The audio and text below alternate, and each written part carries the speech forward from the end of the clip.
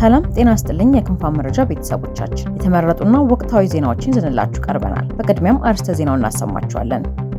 በአስተሳሰብም በድርጊትም ያቆሰልነውን ህዝብ መካስ አለብን ሲል የትግራይ ዲሞክራሲያዊ ስምረት ፓርቲ አስታወቀ። የኢትዮጵያ መንግስት የፕሪቶሪያውን የሰላም ስምምነት ተግባራዊ ባለማድረጉ ሀገሪቱ ለከፋ የሰብአዊ መብት ጥሰትና ለግጭት ተዳርጋለች ሲል የሰብአዊ መብት ተሟጋች ድርጅቶችን ያካተተ ጥምረት መክሰሱ ተሰማ። ኢትዮጵያ የቀይ ባህር በር መብቷን ለማስከበር ከኤርትራ ጋር ተግባራዊና የጋራ ተጠቃሚነትን ያረጋገጠ ትብብር መፍጠር አለባት ተባለ። የአሜሪካው ፕሬዝዳንት ናይጄሪያ በክርስቲያኖች ላይ የጅምላ ጭፍጨፋ እየፈጸመች ነው ሲሉ ከሰሱ።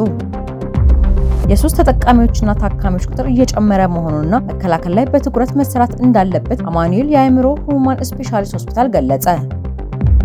እነዚህንና ሌሎች ዝርዝር ዜናዎችን ይዘንላችሁ መጥተናል። አብራችሁን ቆዩ። መረጃዎቻችን በየጊዜው እንዲደርሷችሁ ቻናላችንን ሰብስክራይብ በማድረግ የደወል ምልክቷን ይጫኑ።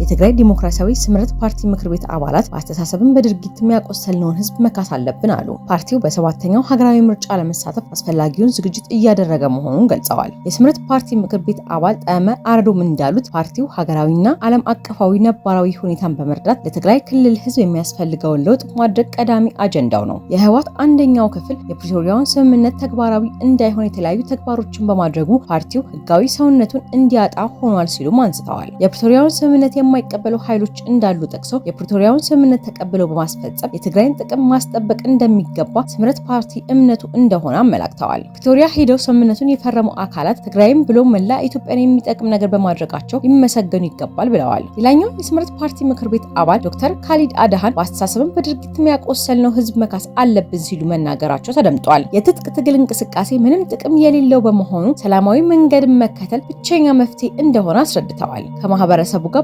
መካከርና ያለበትን ሁኔታ በሚገባ በመገንዘብ መፍትሄ መሰጠት አለበት ብለዋል። የትግራይ ህዝብ የሚያነሳቸውን ጥያቄዎች ተገቢውን ምላሽ እንዲያገኙ ፓርቲያችን ከፌዴራል መንግስት ጋር በመተባበር ይሰራሉ ሲሉም ገልጸዋል። ስምረት ፓርቲ ጥቅምት 14 ቀን 2018 ዓ.ም ባደረገው መስራች ጉባኤ አቶ ጌታቸው ረዳን ፕሬዝዳንት አድርጎ መመረጡ ይታወሳል።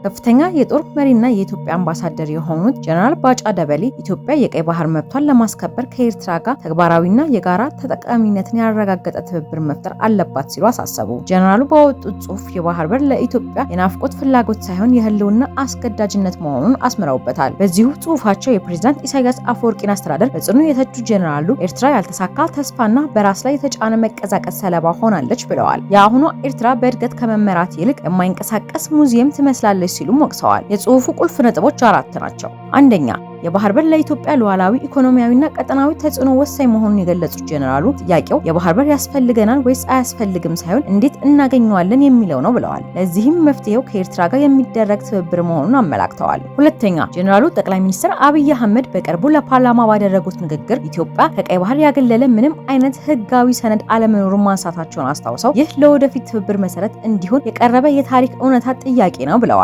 ሶስተኛ ጽሑፉ የኤርትራ መንግስት አማጺ ቡድኖችን በማስታጠቅና ህገወጥ የሰዎችን ዝውውር በማከማቸት የኢትዮጵያና የጎረቤቶቿን ሉዓላዊነት እንደሚያዳክም ይከሳል። አራተኛ ጀነራሉ የሁለት ሀገራት ዕጣ ፈንታ የተሳሰረ በመሆኑ የወደፊቱ መንገድ ትብብር እንጂ ግጭት ሊሆን እንደማይገባ አሳስበዋል። ይሁንና የኤርትራ አመራር ግትርና ዘመን ያለፈበት የፖለቲካ አካሄዱን ካልቀየረ ትብብር ሊሳካ እንደማይችል ጠቁመዋል። አክለውም ኢትዮጵያ ከፍተኛ ትዕግስት ብታሳይም ትዕግስት ወሰን የለሽ ሊሆን አይችልም በማለት የአፍሪካ ቀንድ ወሳኝ በሆነ ወቅት ላይ እንደምትገኝና ምርጫው በኤርትራ አመራር እጅ ላይ መውደቁን በመግለጽ ጽሑፋቸውን ደምድመዋል።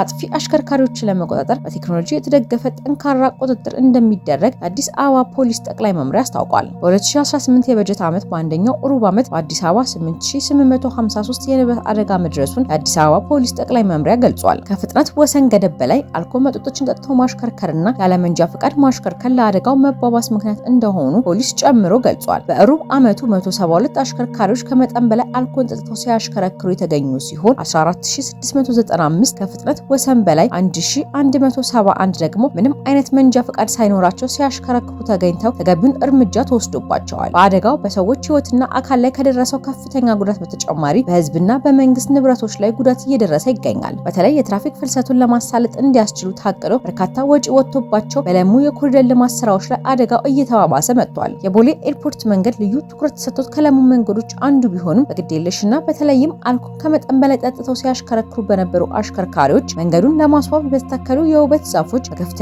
ወጪ በተሰሩ የኤሌክትሪክ መስመሮችና ንብረቶች ላይ እንዲሁም በሌሎች የልማት ስራዎች ላይ ከፍተኛ ጉዳት እየደረሰ መሆኑን የአዲስ አበባ ፖሊስ አስታውቋል። የአዲስ አበባ ፖሊስ ጠቅላይ መምሪያ ከተማዋን ለማዘመንና ለማስዋብ በለሙ የኮሪደር ልማቶች ላይ ጉዳት የሚያደርሱ አሽከርካሪዎችን ለመቆጣጠርና እየደረሱ ያሉ ጉዳቶችን ለመከላከል ትኩረት ሰጥቶ እየሰራ መሆኑን ገልጾ አጥፊ አሽከርካሪዎችን ለመቆጣጠርና አደጋውን ለመከላከል በቴክኖሎጂ የተደገፈ ክትትልና ቁጥጥር አጠናክሮ እንደሚቀጥል ተናግረዋል። ለህዝብ ግልጋሎት እንዲሰጡ በተገነቡ የህዝብ መገልገያ ንብረቶች ላይ ጥፋት የሚያደርሱ አሽከርካሪዎችን እንደማይታገስና በህዝብ ንብረት ላይ ጉዳት የሚያደርሱ አሽከርካሪዎች ላይ በደንብ መተላለፍ ከሚወሰደው ቅጣት ባሻገር በወንጀል ተጠያቂነት ተገቢውን ምርመራ በማጣራት ጠንካራ እርምጃ እንደሚወስድ የአዲስ አበባ ፖሊስ ጠቅላይ መምሪያ አስታውቋል። ጉዳት ባደረሱ አሽከርካሪዎችም ላይ ተገቢውን ምርመራ እያደረገ መሆኑንም ገልጿል። አሽከርካሪዎችም ሆኑ ባለንብረቶች እየደረሰ ያለውን አደጋ ከመከላከል አንጻር ተገቢውን ጥንቃቄ ማድረግ እንዳለባቸው ፖሊስ አሳስቦ ህብረተሰቡ አደጋ አድራሾችን ሲያጋጥሙት በማንኛውም ጊዜ ለፖሊስ መረጃ የመስጠት ልምዱን አጠናክሮ እንዲቀጥል ሲል ፖሊስ ጥሪውን አስተላልፏል። በርካታ ዓለም አቀፍና የሀገር ውስጥ የሰብአዊ መብቶች ተሟጋች ድርጅትን ያካተተ ጥምረት የኢትዮጵያ መንግስት የፕሪቶሪያውን የሰላም ስምምነት ተግባራዊ ባለማድረጉ ሀገሪቱ ለከፋ የሰብአዊ መብት ጥሰቶችና ለግጭት መባባስ ተዳርጋለች ሲል ከሰሰ። ጥምረቱ በወጣው መግለጫ እንደ አውሮፓውያን አቆጣጠር በህዳር 2022 የተፈረመው የሰላም ስምምነት ቢኖርም ተጠያቂነት የጎደለው ሁኔታ መስፈኑንና ግጭቶች በተለይም በአማራና በኦሮሚያ ክልሎች ተባብሰው መቀጠላቸውን ገልጿል። ይህን ለሰላምና ለሽግግር ፍትህ የነበረውን ተስፋ እያሟጠጠው መሆኑንም አስታውቋል። መግለጫው እንዳመላከተው በተባበሩት መንግስታት የሰብአዊ መብቶች ከፍተኛ ኮሚሽነር ጽህፈት ቤት መሰረት ከጥር 2023 እስከ ጥር 2024 ባለው አንድ ዓመት ውስጥ ብቻ በአማራና በኦሮሚያ ክልሎች ቢያንስ 1351 ንጹሃን ዜጎች ተገለዋል። ከነዚህ ጥቃቶቹ 70% በመንግስት የጸጥታ ኃይሎች የተፈጸሙ መሆናቸውን ሪፖርቱ ጠቅሷል። በተጨማሪም የተባበሩት መንግስታትና የአፍሪካ ህብረት የሰብአዊ መብት ጥሰቶች እንዲመረምሩ ያቋቋሟቸው ኮሚሽኖች በኢትዮጵያ መንግስት ግፊት እንዲቋረጡ መደረጉ ተጠያቂነት እንዳይሰፍንና ለተጎጂው ፍትህ እንዲያሳጣ አድርጓል ሲል ጥምረቱ ወቅሷል። በትግራይ ክልል ብቻ ወደ 878,000 የሚጠጉ ሰዎች አሁንም በውስጥ መፈናቀላቸውን የቀጠሉ ሲሆን የዓለም አቀፍ የእርዳታ ቅነሳና የጠበበ የመጣው የሲቪክ ምህዳር የዜጎችን ስቃይ እንዳባባሰው ተገልጿል። መግለጫውን ያወጣው ጥምረት የሚከተሉትን 11 ድርጅቶች ያካተተ ነው። የዘር ማጥፋት ምላሽ ጥምረት፣ ግሎባል ሴንተር ፎር ዘ ሪስፖንሲቢሊቲ ቱ ፕሮቴክት፣ የዓለም አቀፍ የህግ ባለሙያዎች ማህበር የሰብአዊ መብቶች ተቋም፣ የኢብሮ አኒና ሲቪል ማህበረሰብ፣ ሌጋሲ ትግራይ አድቮኬሲ ግሩፕ፣ ሌጋል አክሽን ወርልድ ዋይድ፣ ኦምና ትግራይ፣ የኦሮሞ ሌጋሲ ሊደርሺፕ እና አድቮኬሲ ማህበር፣ የፓን አፍሪካ አጀንዳ ኢንስቲትዩት፣ ፊዚሻን ፎር ሂውማን ራይትስ እና የትግራይ ተጠያቂነት ጥምረት ናቸው። ጥምረቱ ዓለም አቀፉ ማህበረሰብ በኢትዮጵያ ውስጥ የሚፈጸሙ ጥሰቶችን የሚከታተሉ ገለልተኛ ታዛቢዎችን እንደገና እንዲያሰማራ፣ የዜጎችን ደህንነት እንዲጠብቅ እንዲሁም ጥያቄዎችን ማዕከል ያደረገ ፍትህ እንዲሰፍን እንዲገፋፋ ጥሪ አቅርበዋል። ካልሆነ ግን ኢትዮጵያ ወደ አዲስ ጦርነትና ግፍ ልትገባ እንደምትችል ስጋቱን ገልጿል። የሱስ ተጠቃሚዎችና ታካሚዎች ቁጥር እየጨመረ መሆኑና መከላከል ላይ በትኩረት መሰራት እንዳለበት አማኑኤል የአእምሮ ህሙማን ስፔሻላይዝድ ሆስፒታል ተናገረ። የሆስፒታሉ የተሃድሶ ሕክምና ክፍል ቡድን መሪ አቶ እንዳለማሙ እንዳሉት የሚገቡትና የሚወጡት ህሙማን ቁጥር ተለዋዋጭ ስለሆነ መናገር ቢቸግርም የሱስ ተመላላሽ ታካሚዎች ቁጥር ግን ከአምናው አንጻር ከፍተኛ ነው። መንስኤው ሰዎች የሚመርጧቸው መዝናኛ አማራጮች ስለሰፉ ነው። አማራጩ ሰፊ ስለሆነ ሰዎች ሳያስቡት በሱስ ይጠመዳሉ። ለዚህም የቴክኖሎጂና የሱስ አስያዥ ነገሮች መስፋፋትና መብዛት ነው። በእኛ ሀገር ያልተለመዱ የሱስ አይነቶች ወደ ሀገር ውስጥ መግባታቸው አዲስ ሱስ እየተፈጠረ ነው። ለምሳሌ ለህክምና የሚመጡ መድኃኒቶች ወደ ሱስ የመቀየር ኢንተርኔትና የስልክ አጠቃቀም ሲሉ ተናግረዋል። የሆስፒታሉ ሜዲካል ዳይሬክተር ክብሮም ኃይሌ እንዳሉት የሱስ ችግር በጣም እየሰፋ መጥቷል። አሁን ላይ ሱስ የሚጀምሩበት እድሜ በጣም ወደ ህፃንነት ደረጃ ወርዷል። ያልተለመዱና ከዚህ በፊት ያልነበሩ የሱስ አይነቶች እየመጡ ነው። ለምሳሌ ካናቢስ የሚባለው ብዙም የተለመደ አልነበረም። አሁን ግን በየሰረቻው ሊገኝ እንደሚችል የምንሰማው ነው። ብዙ ህፃናት በዚህ የሱስ ችግር እየተጠመዱ መሆኑን የጎዳና ልጆች የሚጠቀሙባቸው የሱሶች አይነቶችም አሉ። በጤና ባለሙያዎች እየተበራከተ የመጣው አነቃቂ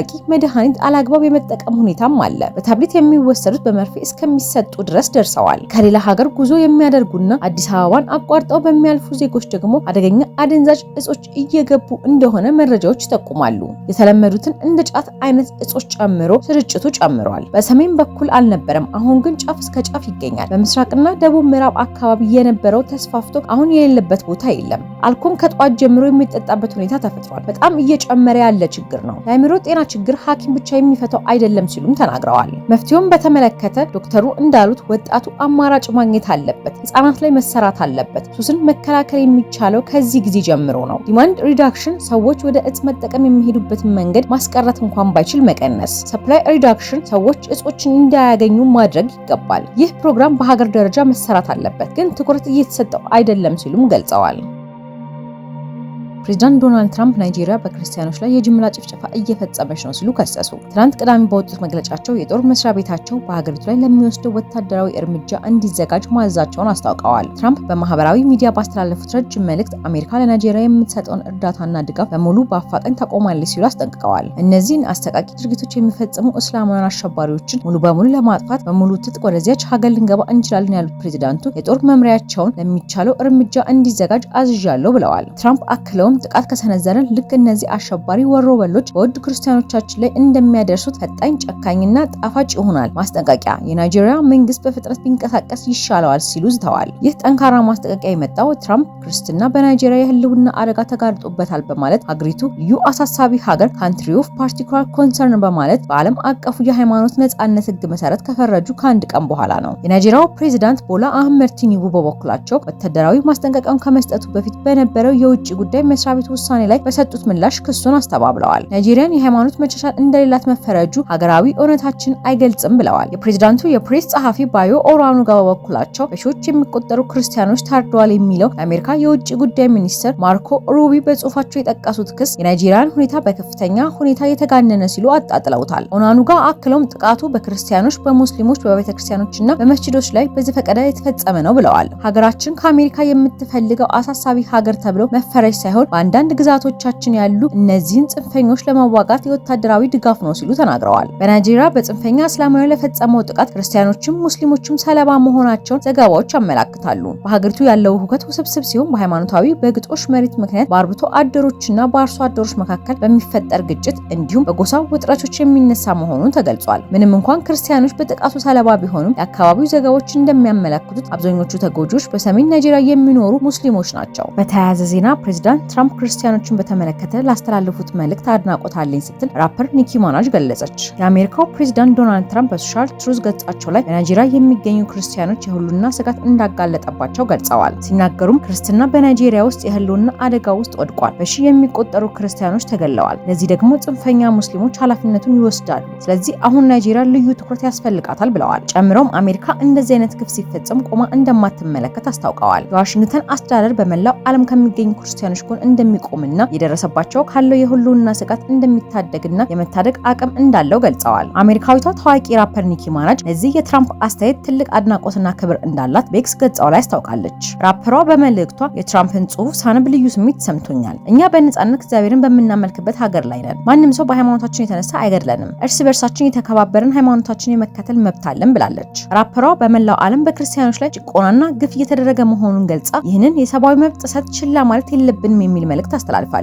ስትቀጥልም ፕሬዝዳንት ትራምፕና ባልደረቦቻቸው ለዚህ ጉዳይ ትኩረት በመስጠታቸው አመሰግናለሁ። በሃይማኖታቸው የተነሳ የተገደሉ ክርስቲያኖችን እግዚአብሔር ይባርክ፣ በጸሎትም እናስባቸው ብላለች።